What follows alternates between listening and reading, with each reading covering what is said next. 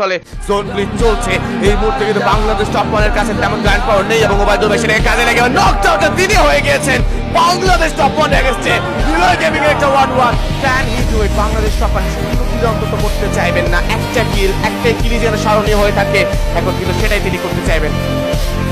একদিকে Bangladesh top one একদম টিকে থাকার লড়াইয়ের মোমেন্ট থেকে পজিশন পয়েন্টটা সিকিউর করেছে উইদাউট এনি কিল পয়েন্ট, অন্যদিকে নিলয় গেমিং নিউ পরিমাণে কিল পয়েন্ট নিয়ে এবার রয়েছেন পর্যন্ত। আর আমাদের যেখানে ঠিক 3rd নম্বর ম্যাচের মধ্যে ভাই বাংলাদেশ টপ ওয়ান এবার একটু চিল করছে। যাই হোক 3rd নম্বর ম্যাচে যেখানে বুয়াকারী দল ছিল আমাদের বাংলাদেশ টপ ওয়ান, সেখান থেকে এবার এই ম্যাচে একটু বেশি হচ্ছে টপ ওয়ান একটু হোল্ড করে রয়েছেন। অ্যান্ড গ্যাস নিলয় গেমিংও ইমোট পার্টি করছে জোন সার্কেলটা স্ট্রিকিং না হওয়া পর্যন্ত দুজনের গাছের হার্ট কভার থেকে বের হবে না।